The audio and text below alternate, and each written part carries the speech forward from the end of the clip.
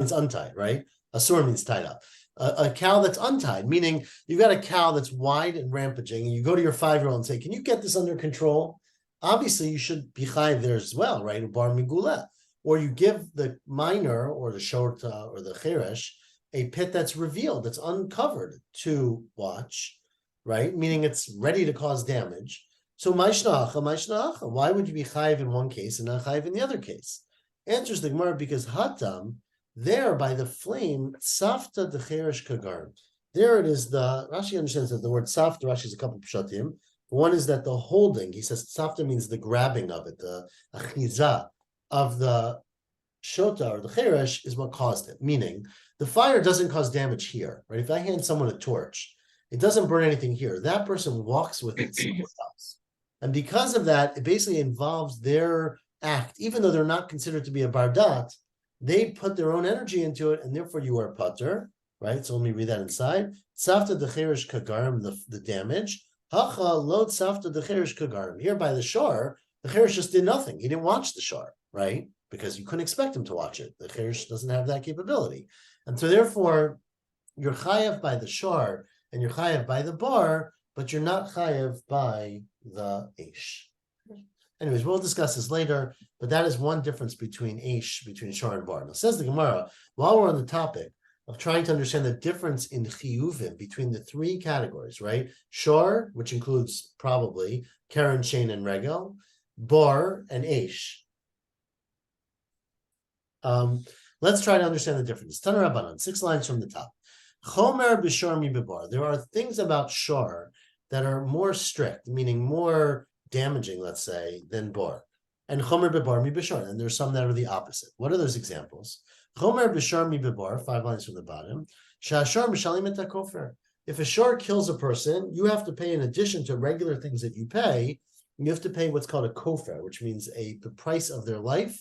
We're going to debate later whose life you pay, but you have to pay extra. That's only true by a shor. It's not true by a bar. If a person falls into the bar and dies, you don't pay the kofer. And chayav v'shloshim shel eved. Remember, the Torah said that if you kill if your shor, kills an eved, you have to pay the owner 30 shekel, right? 30 kesef. And so that's only true about a shor. If an eved walks into a bar and dies, you don't have to pay, or fire, you don't have to pay the extra 30. Okay? And nigmar dino, if they conclude that the shor actually killed another person or killed another shor, it has to be killed, then asur v'hana. The owner can no longer use that shor. And that's not true about a bar. There's no category by a bar. If a bar killed someone, it doesn't mean you can't use it anymore, right? And darko lelich lahazik, a shor is unique, unlike a bar and an eish, or unlike a bar, not an eish. An eish is the same, because it goes and causes damage. It's a movable problem, unlike a bar.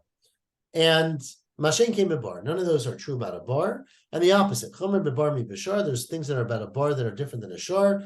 Sha'abar tchilat asiyato l'nezek. A bar, from its creation, is there to cause damage, right? A shar is not something that necessarily causes damage. Most shars are very peaceful, right? And further, a bar is mu'ad mitchilato.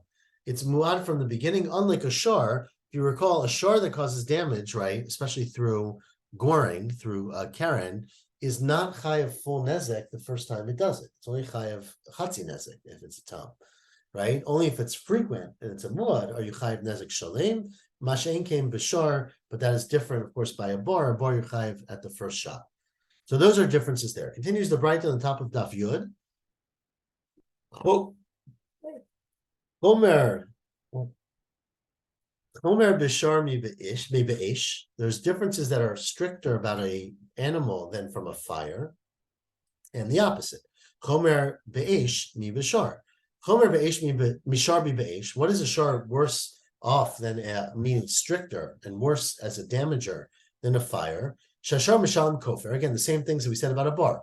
A shar you have to pay a kofer if you kill a person or if it kills a person, and you're chayiv b'shloshim shel even. If it kills an even, you're chayiv shloshim. And nigmar dino asur b'hana, all the same things we just said. And the fourth one, which is different between shor and eish, is the halacha we said earlier today. Masru l'cheresh shotev katan chayav. If you give your shor over to a cheresh or a shota or a katan to watch, and it causes damage, you still got to pay.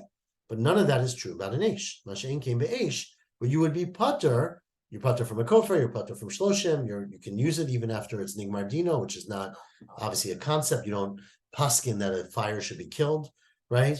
And you also are pater if you hand over your fire to cher shotev katan. We heard about it earlier today. What does that mean? You hand it over a coal or you hand it over a flame, but in some cases you're pater. And fifth line from the top, the third grouping is chomer be'esh mi b'shor. Well, not the third grouping yet. Sorry, the second grouping. Eish is more strict than shor. Sha'esh muetet mitchilato, because just like a bar and unlike a shar, the first time an eish causes damage, you got to pay full damage, unlike a shar. Mashen kain b'shor. Okay, period.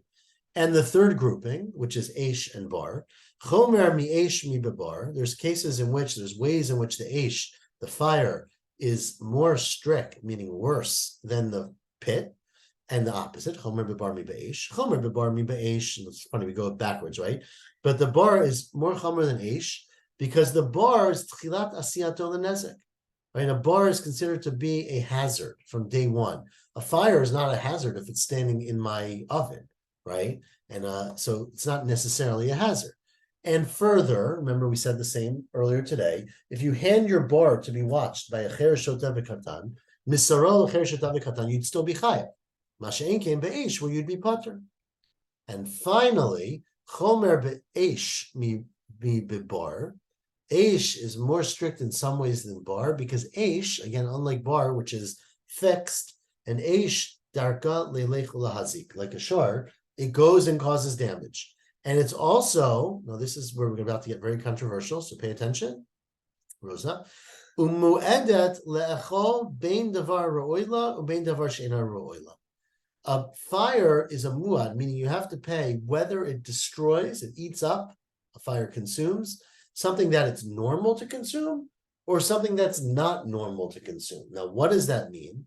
So I'm gonna give away some of this, but we assume that means what's normal for a fire to consume is wood, and what's not normal for a fire to consume are things like kalim, like say a chair or a bed or things like that, right? Now, of course, a fire can burn a chair, but no one takes their chairs and throws them into the fire to get their house warm, right? That's not normal. So what we're saying is that you'd be chayav about both of those things in an eish, masha'en came bebar, implying that if a chair fell into a bar and broke, you wouldn't be chayav. Now we're about to then discuss that contention. Okay, ask the Gemara. That's the end of the bright. Where am I? Masha'en came bebar. Ask the Gemara. 1 second. I've got another example. Right? Is this an exhaustive list of differences between the categories? What about V'litni chomer b'shar mi bebar? Why can't you tell me there's another chumrah about shar over bar, which is sha'ashar chayav bo et hakilim. If a shar is walking down the road and it gores my glass dishes, I got to pay, the owner of the shar is to pay. But mash'en came bebar. But if the glass dishes are walking down the road and fall into a bar, you don't have to pay. Now, this is controversial, right? Obviously, glass dishes don't walk down the road. But let's say you drop them and they fall into a bar, you don't have to pay, because we're assuming at this point that you only pay for animals that fall into a bar, right? So that would seem to be a stringency of shar that you're chayav for kelim, unlike bar. Answers the Gemara, how many? Rabbi Yehuda. In fact, that's a machloket tanaim, and Rabbi Yehuda is of the opinion the mechayev on this kelim the bar. Rabbi Yehuda says, unlike the chachamim, that if you drop kelim into a bar, that you do have to pay. The owner of the bar has to pay, because I didn't know that there was a bar there. Right, and my kelim wouldn't have broken if they fell on the ground. They only broke because they fell down the bar, and therefore the owner of the bar has to pay. So that's what the opinion of this Braita must be, like Rabbi Yehuda. Well, ask the Gemara if that's the case. The explanation I just gave you for the difference between fire and bar doesn't hold water, because the explanation I gave you for fire and bar is that fire you're chayiv if you burn wood or if you burn kelim, but a bar you're only chayiv if you kill animals, not if you kill kelim. But now you just said Rabbi Yehuda says it's not true. Says Rabbi Yehuda, we are around a third of the way down. Ema Seifa. How do you explain the next words of the Braita? Because the Braita says, a quote now, Chomer mi eish mi bebar, be'esh mi bebar.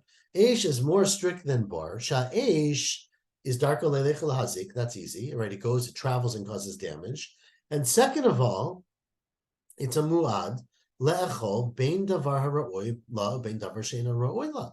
It is muad, you're chayav to pay if it damages, it eats up, something that's appropriate for a fire, something that's not appropriate for a fire. Masha ein kain bibar. Now, what does that mean? Davar ha'ra'oila. It must be, like I told you before, davar ha'ra'oila, my nindu, itzim. A normal thing for a fire to burn is wood, right? What's a davar she'ein ra'oila? What's something that's not normal for a fire to burn? My nindu, it must be kelim. And what we're saying is that even though it's not normal for a fire to burn it, you're chayav. If your Aish went and burnt kelim, ma she'ein kain bibar, which means, and the Braita says, unlike bar. And Rabbi Yehuda, if you're saying now that the Braita is going to Rabbi Yehuda just said ha'amrit, mechayev hayu Rabbi Yehuda on iske kelim bibar. Rabbi Yehuda says you're chayev on kelim in a bar. So how do you explain this, right? We wanted to say that you must be chayev in kelim in a bar, because otherwise it's a chomer and shor, because shor you're definitely chayev in kelim over bar. So we tried to answer that by saying, oh, it's Rabbi Yehuda says you're chayev on kelim in a bar. But then we don't understand how the difference between Aish and bar. Because we said Aish you're chayev and bar you're not, and we thought it means on kelim or not. So how do you explain it? Answers the Gemara, La'olam Rabbanani. In fact, the Braita is going according to the Rabbanan, and you're not chayev if kelim fall into the bar. And that's why by Aish you're chayev, and that's a stringency over Aish over bar. So the original question now is, why didn't you say it's a stringency of shar over bar also? Because it is. But we didn't say everything in the Braita. We would have gotten exhausted if we listed everything. Tana v'shir. The Tana saw to some things and left out some other things. Tana v'shir means the Tana left things out. Says, as we always say, if you leave out one thing, that's a rule. That's a point. If you leave out 5 things, then it's no big deal. So my shir, dahai shir. What else was left out that this was left out, right? If this was the one thing left out, then obviously it's to teach you a lesson. It must be that if this is left out, there are other things left out. So what's a second case that is left out, that is a stringency of shor? It doesn't apply to bar. The answer is tamun, things that are hidden, right? Things that are hidden, if you recall, let's say you have a shor that runs over and stomps on a sack, and inside the sack is a piece of glass, right? A glass dish, you're chayev. But remember, we had a halacha before about Aish, that if you burn a gadish, you burn a haystack, and inside the haystack is hidden some clothing, you're not chayev for those clothing. Says the Gemara, that's also true about bar. That if a sack falls into a bar and a cow with a sack on its back, and there's dishes inside of it and they're hidden, you're not chayev in a bar. And that was left out. So you're only chayev for shor, not for bar. That was one exception. Another exception is kalim that fall into the bar. Okay? You're asking kalim's the same thing. That's why I tried to answer, right? That's why I answered there's an animal there. Anyways, continues the Gemara. That's one answer. Ibai Tamar, another answer is the Olam Rabbi Yehuda. In fact, it is going according to Rabbi Yehuda. And that's why we didn't say that kalim are patur in a bar and chayev with the shar, because Rabbi Yehuda holds that kalim are chayev for both. Then how do you explain the difference between Aish and bar? Right? Davar ha'ra'oi and davar that's not ra'oi. Davar she'in ra'oi means lava tuye kelim. It doesn't say to include kelim. It's la tuye lichicha niro v'sichsicha avanav. Let's say your fire burns something that's not flammable. Right? Let's say you release this huge fire and it burns the top of the stones. Now stones don't burn, but you certainly can ruin stones by making them all smoky, right? Making them black and dirty, or the ground. Right, the fire, it goes over the dirt. Now, fire, again, doesn't burn dirt, right? But it ruins the topsoil, and it causes damage. So that's considered davar she'inu ra'oi. And so a fire, you're chayev whether you burn grain or you burn soil. That's davar she'inu ra'oi. Unlike, now this Tosas loses his stuff here, but unlike, and this is how he understands Rashi, unlike a bar, where in a bar, you wouldn't be chayev for ruining stones. You know why? Because stones can't fall into a bar. Because dirt can't fall into a bar. Tosa says, well, why do you have to say that case? Why don't you say we're talking about a house, right? A fire that burns down a house is chayev, but a house can't fall into a bar. So Tosas doesn't like the pshat. He has a whole different pshat. But that is the way Rashi understands. Matgif, or at least Tosas understands Rashi.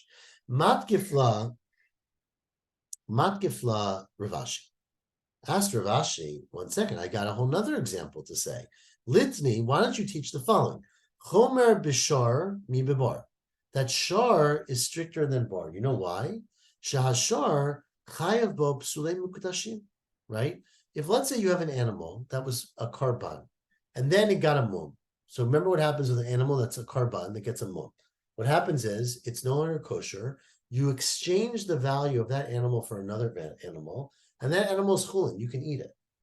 But it's not totally chulin because there's still limitations on what you can do with it because it was once a karban. So you can't sell it in the street, you can't work it. So there's limits to what you can do with it, right?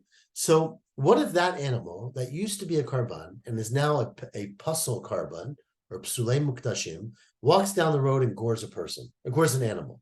You'd be chayiv, right? But if that animal fell into a bar, you wouldn't be chayiv. You know why you wouldn't be chayiv?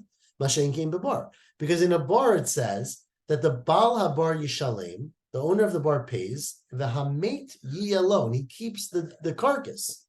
He keeps the carcass. But how can you say he keeps the carcass if it's Pulei Muktashim? You can't keep it. So that must be you're not chayiv by bar. It says more Iamrit Bishlam Rabbanan Hi I did the Shire Hach Shire Namiyach. Well, if you answered before that it's Rabbanan and they left out some cases, okay, it's one more case that they left out. Pulei Muktashim. Eliyam Rabbi Yehuda, and there's no cases that are left out. How do you explain this? My shire dahai shire answers the Gemara. Shire dash beniro. It leaves out the case where the animal walks over a field and sort of ruins a field, right? Because an animal that walks over a field causes damage, right? But that's sort of not something you be chayav in a bar, because a bar, this is where Rashi says it, a field can't fall into a bar, right? So an animal can walk over a field and ruin it, but a field cannot fall into a bar. That's not a proof. That's not considered to be a case that was left behind. We already learned that a shar is chayav wherever it goes and causes damage. And walking through a field is a normal way of a shar to cause damage. So that's not considered to be an unusual case, and therefore it's not considered to be left out of the Mishnah. And so basically we conclude that it must be going according to the Rabbanan, and that there are in fact cases that were left out. And we have a few of them. One of them is a case of, what's it called? One of them is a case of kelim, right? Where you're chayav by shor, and you're chayav by ish probably, but you're not chayav in a bar, right? And then there were other cases, including psulei muktashim, which were left out that are chayiv in one case and not chayiv in the other case. And now we're up to the 2 dots, 2/3 of the way down. And just to remind you, just 1 second.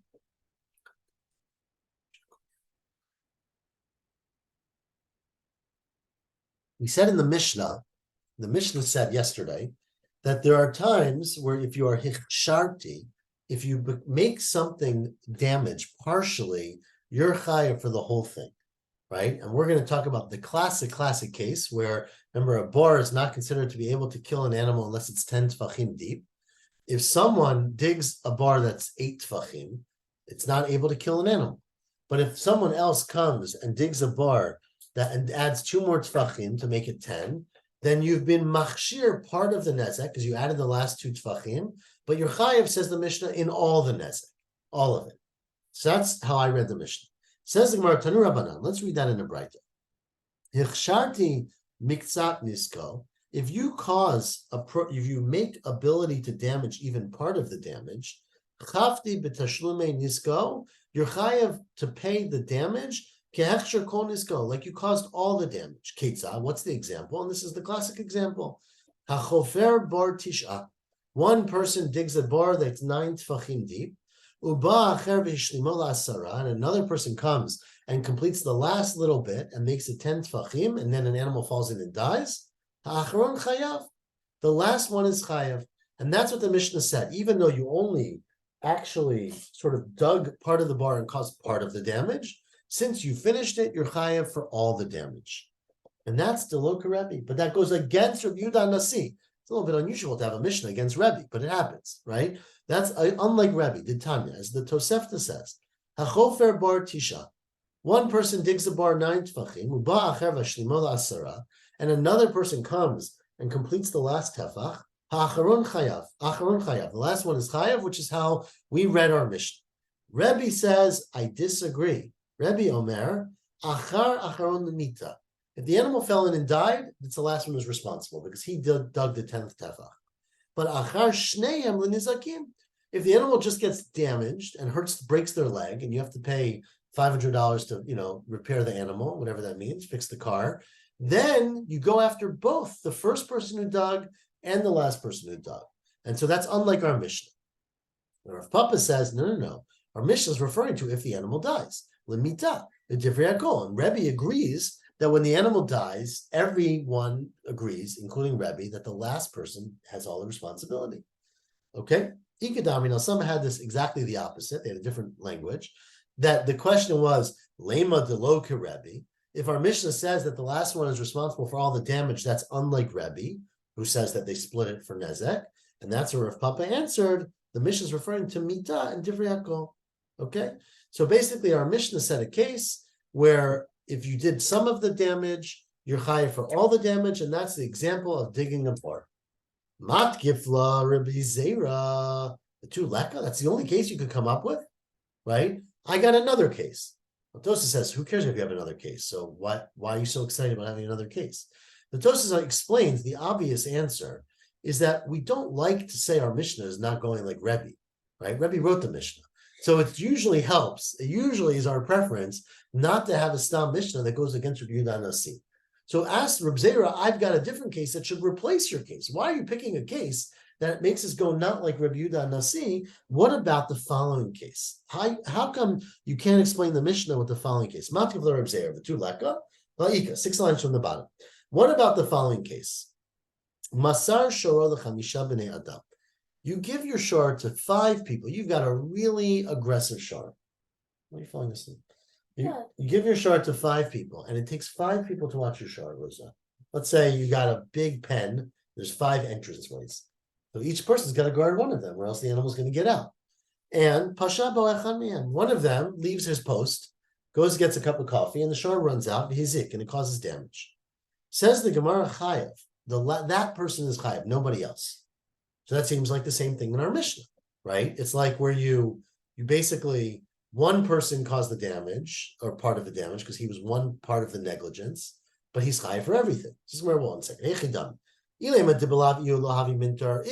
he's absolutely necessary, and without this person being there, the shor would not be watched, then of course, when he left the shor, he left his job, he was totally 100% responsible. Pshita, it's obvious. Yukavet, he's the one who messed up.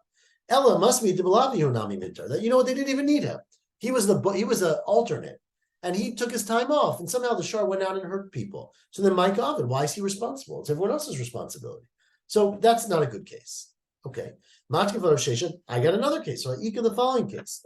What if you are marbeh b'chavila? A person is excuse me, was that similar to yesterday when we had like the katan that was left in charge? So it's not so similar, because by a katan, you don't accept any responsibility for the katan. So it's as if there's nobody there, right? And remember, the only thing about yesterday was that the katan is not chayav if it's an eish. There's a special rule by fire. Right. By a shor, if you gave your shor to a katan, you'd have full responsibility. The question here, okay, not because they're nothing, right? They have no shmirah, so therefore you are fully responsible. Again, the question here is a case where you do part of the thing, but we're making you chayav for the whole thing, right? So the case of digging the bar is an obvious case. You did part of the digging, you're chayav for the whole thing because you finished it off. We're trying to find another case where you did part of the problem, but we are mechayev you for the whole damage. Okay. So the next case on the bottom here, marbeh b'chavila. It's where, let's say there's a fire. There's a raging fire, okay? And it's sitting on the street, whatever, it's burning, and it's causing damage, let's say, or it didn't cause any damage yet. And you go and you add flame to the fire, right? Marbeh b'chavila means you add a stack of hay, right? So you increase the potency of the fire. And then it goes and burns down a house, right? So you didn't start the fire, you didn't create the fire, but you added to the fire. So maybe in that case, you'd be chayav for all the damage, right? And that's what the Mishnah is telling us. It says, where again, hechidami. Well, what's the case? Turn the page to Yud Amud Bet. Look, if without your adding fuel to the fire, it wouldn't have gone and burnt down the house, and only because you added it to go burn the house, then pshita, of course you're chayav, right? Ella must be, you're saying, even if you hadn't added the fuel, it would have burnt down the house anyways. Then why are you chayiv for the whole thing? You didn't do the whole thing. El deblav ihu azla, it would have gone anyway. So Micah Oven, why are you chayiv at all? Okay, so that's not a good case. Matkif of Papa, what about the following case? The third line from the top. Ha'ika haditanya. This is now a braita. This is not a made-up case. It's going to be a little problematic because it's a braita. What's the case in the braita on the third line? Chamisha sheyashvu al safsal echad. Right? 5 people sit down on a couch. And they're really squeezing the weight on the couch, right? They're right about the weight limit. The low shavru, it doesn't break. And a 6th guy comes along, ba echad, v'yashav v'shavro, and now it breaks, right? So this person made it over the weight limit, right? So you had 1,000 pounds on the couch, a 6th guy comes along, sits down, and the whole thing collapses. So who's chayav, right? So presumably, the 6th guy should be chayav because he only did part of the damage, because alone it wouldn't have broken the couch, right? He added on to everybody else. It's just like the bar in some ways, right? He added the final bit of weight, and our Mishnah maybe is coming to tell you that he's chayav for the whole damage, right? Acharon chayav. Amar of Papa. Now, Rav Papa very funnily, I guess, famously said about this braita, Kigon Papa bar Abba. It's like if Papa bar Abba, which is himself, came and sat down. And Rashi points out that he was obese, whereas Rashi puts it bal basar, right? He was corpulent, is the way we translate. He was a big guy, Rav Papa. So he is basically, he took the elephant out of the room, I guess. He made a joke of himself. But the point is that he said, if I jumped on that couch and there were 5 people there and it broke, I'd be chayav. Now, hechidami, what's the case? Asked the Gemara. Look, if the 5 people could have sat on this couch all day and it wouldn't have broken, and only the 6th guy came and broke it, pshita, it must be, of course he's chayav, because he's the only one who caused the damage, right? He sat down and it broke. Ella must be maybe it would have broken even without it, because this was too much weight. But he accelerated it, maybe, right? Instead of it happening later, it happened right away. Then so what? Micah Ovid. So what? Why? What did he do wrong? So it doesn't make any sense to explain why this last person would be chayav as a chiddush. Either it's extremely obvious because he basically caused all the damage, or he shouldn't be chayav. So I don't think this is our explanation for the Mishnah. Now, says the Gemara, that's really a good answer, but it's still a braita. The braita still says the 6th guy is chayav. So sof matnita echim etarzta. How do you explain this braita? What's the braita referring to? Answers the Gemara, you know what the case is? It's a nuanced case of what I was just saying. It's tibilav ihu havi mitbar betray shai. Without this 6th person, the 5 people sitting on the couch, it was creaking and it would have broken over 2 hours, right? And hashta itbar b'chadasha. He came and sat down and he accelerated the damage, and it's going to break in 1 hour. So why is he chayav? Why isn't everybody chayav? Because they can say to Amri Lay, right? They could have said to him, the other 5 people can say to him, look, Ilav at, if you hadn't come and sat down, Haviyatzminan, Tfei Porta, we would have sat a little bit longer, the Kaiminan, and we would have gotten up and it would have never broken, right? But we basically wanted to stay here until 2 o'clock. You sat down at 1 o'clock and therefore it broke before 2 o'clock. If you hadn't come and sat down, we would have sat here until 2:30, watched the game, and then gotten up, and nothing would have been a problem. It would have broken at 3. Says the Gemara, 1 second. But why doesn't he say to them, V'lema lahu? He could have said to them, look, I sat down on this couch at 1 o'clock, right? You all knew how big I am, right? You know that if we all sit here together till 2 o'clock, it's going to break. Why don't you get up from the couch? Why am I responsible? Why can't he say to them, Ilav aton b'didi, if you weren't sitting with me, lo havi mitzvah, it wouldn't have broken. Says the way you're right. That in fact, and this is how we sort of, I don't know if we pass it, but this is how we seem to conclude, that in fact, you have a responsibility to realize if this person sat down and I'm still sitting here, it's going to break. And you have to get up. And if you don't get up, you're chayav. The case here must be, says the Gemara, Lotzricha, Tibahadi Desamach Butavar, that the second he sat down, it broke. It's not like there was another hour delay. He sat down and the couch broke. Says Gemara Pshita, so that should be obvious. That should be obvious. So Ma de Tema, I might have thought that the case here is, Rashi understands actually not what I just said. Rashi has 2 pshatim, but one is that Samach means that he actually leaned on top of them. So he prevented them from getting up, right? So it's not this 2 hour, 1 hour. It's that he basically leaned on them and broke it through leaning on them. And the chiddush here is that you might have thought kocho lav kegufoda, that his indirect power is not the same as actually sitting on it, and that he did cause damage, but he didn't cause it directly. Kemash malan, that's considered direct damage. Kocho kegufodam, right? That your strength is like your own body. If your body weight would have broken it, your power pushing on someone else who pushed on it would also break it. And so basically you are still chayev for that.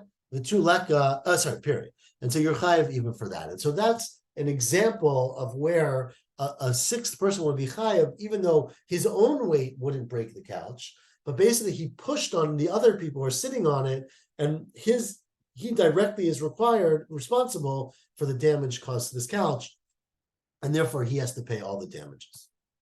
Asking Rav Tuleka, is there no other cases of indirect kind of contributory damage? Ha'ika, what about the following case in the Gemara in Sanhedrin? Haditanya, this is a case of murder. Hiko asar b'nei adam be'eser makalot. 10 people go and attack a poor person, right? And they each hit him with their own stick. So they pound on him and he dies, right? Continues, whether they all hit him at the same time, or they hit him out of order, one after another, umate, and he drops dead from all this attack. Kulan piturin. They're all putter. And they're all putter. This Gemara goes through that's a drasha in the Gemara Sanhedrin. They're all putter because you don't know which one contributed to it, right? None of them can say, you're definitely responsible. He died from the cumulative effect of 10 beatings. So none of the individuals can be chayav, right? That's the Tanakama. Rabbi Yehuda ben Betera Omer, Rabbi Yehuda ben Betera says, no. If they do it in sequence, zeh achar zeh, ha'acharon chayav. The last one is chayav, because even if he would have died from the 9 people hitting him before that, he wasn't dead when the 10th person hit him. And so therefore, mipnei shekirav mitato, he definitely brought his death closer, right? So even if he didn't cause the death, meaning the guy might have died anyways, and you can't prove that that's not the case, there's no question that his last blow accelerated the death. And that's enough to be chayav mita and will kill you. Beit Din will kill you, basically, right? Says, so isn't that a good example of our Mishnah, where the 10th person did some of the damage, but is chayav for all the damage, right? Because even though he's only 10th person who hit him, he gets killed for killing him.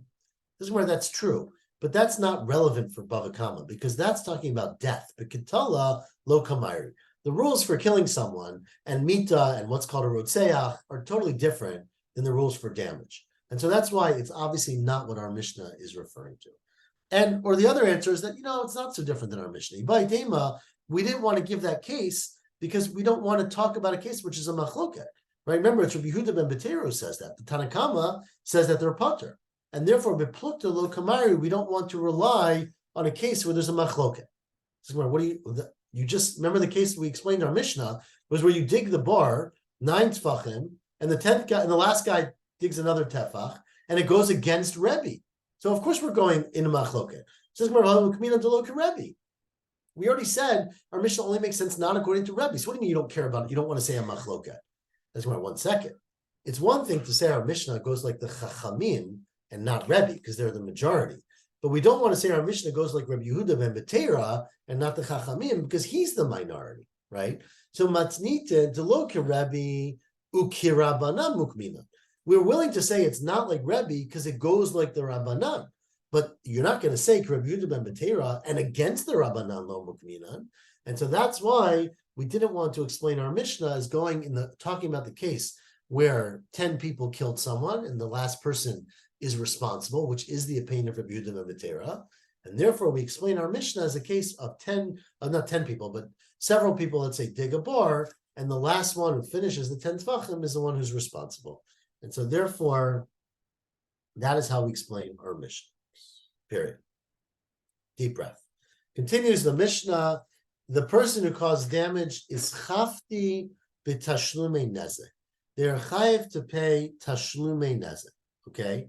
Says the Gemara, that's a funny thing to say. What do you mean tashlume nezek, which literally means the replacement for the nezek, right? Chavti ben nisko lo katani. It didn't say you're chayav to pay damage. It says tashlume nisko. You're chayav to pay the money, the replacement of the damage. So what's that teaching you? That, in fact, is teaching you a very interesting and innovative halacha, which is Tanina, first wide line, Lahad Tanura Banan. This is the Mishnah alluding to what's explicitly said in the Braita, in the Tosefta. Quote now, what are Tashlume Nezek? Melamed Shehabalim Mitaplim Binivela. This teaches you that the owners, meaning the original owner, gets the dead corpse of the animal. If an animal is gored by a shar, let's say, or an animal falls into a pit, so I'm including two cases. It's not clear that they're both included, but I'm going to be very general to start. An animal falls, so Reuven owns an animal, and Shimon comes along, and either his animal kills it or his pit causes it to die. So Shimon's got to pay nezek to Reuven. But let's say the animal costs $1,000. The carcass of this animal might be worth $100, let's say, because you can. It's not kosher, obviously, right? It died, but you can feed it to your dogs. It's a nevela, right? Or you can sell the skin to make, I don't know, beautiful leather coats. Or you can use whatever the sinews to make the, a dead animal has value. Who gets the dead animal? Our Mishnah is teaching you that the original owner of the animal gets the dead animal. And the mazik, who has to pay the value of the animal, only has to pay the extra that's not already paid for from the dead animal. So if the dead animal is worth $100, you only have to pay 900. And the way we know that is because the Mishnah doesn't say you pay the nezek. It says you add money to the nezek, implying the owner gets the dead animal. That's a start. And you add whatever it takes to get the full value. So that's the chiddush here. The ba'alim, meaning the original owners, get the nevela, not they get to, they have to take it. Mitaplim bin nevela, and you only have to pay the extra on top of that, the damager. Ask Rabbi Menani immediately, how do you know that halacha? Right? Amar Ami Amar Kra, the pasuk very interesting says, Makeh nefesh behema yishalmenu. A person or an animal that kills another animal, you have to pay. Now, the word yishalmenu is a funny word, and we altikre yishalmenu ella yashlimenu. Instead of reading yishalmenu, which means you will pay, read yashlimenu means you will make it complete. You will make it shalem, implying that he gets the dead animal, which is a start, and you have to add value to make it worth what his animal alive was worth. That's one shot. Rav Kahana says, I got another pasuk, mehacha. The pasuk says that if an animal kills another animal, im taraf yitaref, if the animal causes it to be a treifa, meaning it causes it to be dead, right? Yivieha aid, you should bring a proof. Ha-treifa lo yishalem, and you don't pay based on the treifa. If the animal was already a treifa and then another animal killed it, you prove that it was a treifa, meaning it was already a dead animal when my animal killed it. You bring proof, and then you don't have to pay. But the way we read that is aid treifa yishalem, right? Like you add, meaning you add up the value of the treifa, but treifa atzma lo yishalem. Again, you don't pay the full value. This is another proof that if a man's animal kills another animal, it's worth $1,000. You don't pay the full value. You pay the missing part of the value, which either means up to the full value, including the value of the carcass of a dead animal. That's a second proof. And the third proof, Chizkiah says the third proof, the Gemara is going to ask in a second why we need three proofs. Chizkiah Amar Mehacha, the pasuk says by a case where an animal killed another animal. Sorry, this is by a bar actually. It says the mate yellow, the dead body goes to him. And the way we understand that is the nizak. Him, in this sentence, is the one who was damaged. So the one who was damaged, the nizak, whose animal was damaged, gets the carcass, and you pay the extra. Says the Gemara, this in fact was said in a Braita, Hamet yelo lenizak. Ask the Gemara, Ata Omer lenizak eno lemazik.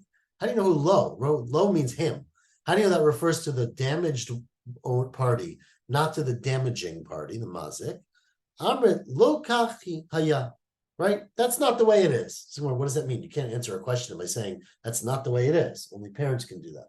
My lo kach haya. Amar Abaya says Abaya, no. This is how we Isa Gedaita Nevela de Maziki. Look, if the halacha was that the nevela, the carcass, goes to the one who caused damage, then lichtav rachmana shor tachat hashar.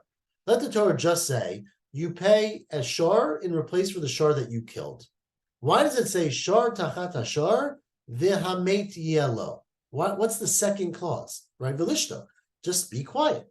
The hamet yelo tells you lamali. What do we need that for? Shma mina lenizak. Those words are extra to tell you, and don't think that you pay the full damage of the shor that you killed.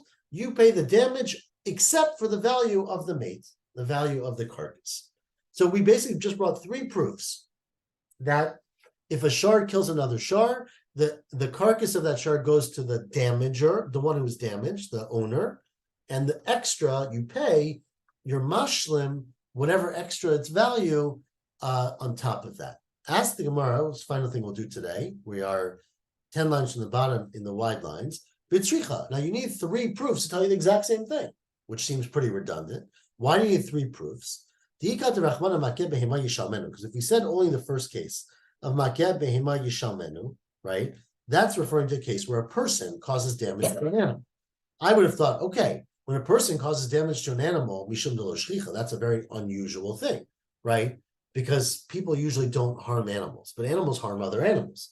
Avo treifa, but if you're finding out an animal that's a treifa, that's much more shchiach imalo. Maybe there you don't have this rule that the nizak gets the carcass or has to take the carcass. So tricha. V'yashminan treifa. Now, if you tell me the case of the treifa, I would say mishum de mimela, right? That's because the animal was already sick. I remember the case of the treifa is where my animal or me came and hurt your animal. And you say, pay me up. It was a great animal. And I say, what are you talking about? That was the sickest animal in town. It had tuberculosis or mad cow disease. It was about to drop dead tomorrow anyways. That's a treifa. So you have to prove it. If you prove it, then you sure. But if you can't prove it, you got to pay. So you might think that case, treifa mishim de mimela, right? My argument is that it was already sick. It happened on its own. When I actually hit an animal, I caused the healthy animal to become sick. So maybe there it doesn't apply. And iyashmin and hanitarti, I would have said, well, that's where you keep the carcass, misham, ha-misham de lo shchicha. One is because it's an uncommon thing for a human to kill an animal, and ha-misham de mamela. One is because you're talking about something natural. Aval v'hamet yelo de shchicha ubiyadayim, right? A case where hamet yelo, which is a case that's common, it's where a shar hit another shar, right? Which is very common. And it's biyadayim, it's done by your hands, not your hands, but your shar's hands, right? It happened through direct injury. Amalo, I might think there you don't get the carcass. V'yashmin hameti alone. If you only said the last case, I would say mishum de memona kamazik. That's because it's your shar causing the damage. Aval hacha de begufa mazik amalo, and therefore tzricha. Here, where you directly are causing damage, you are hurting the animal yourself. Maybe it's different, and so therefore you need all three cases to tell you this halacha, that no matter how the shor is killed, the owner of the shor gets to keep the carcass, has to keep the carcass. And the one who caused the damage has to pay back the extra, whatever is not covered from the carcass, which is obviously going to be less than the value of a live shor. But the question is how much less depends on the value of the dead shor, right? But let's say the live shor is worth $1,000, the dead shor is worth $200. So you have to pay the extra $800, but you don't have to give $1,000 and deal with the carcass. And that is the chiddush of our Mishnah when it says, or the point of our Mishnah when it says tashlume nezek, not saying nezek. And tomorrow we will see another explanation for how we know that the nizak keeps the carcass. So we'll stop here, 5 lines from the bottom. Shavua Tov, everyone. Thank you. Shavua Tov. Hope it was clear. And tomorrow morning we'll pick it up. And hopefully I will see you all next Motzei Shabbat. Okay. Are you going to Washington? I am not going, but Rose is representing me. Okay. Are you going, Miriam? I am. Okay. See you there.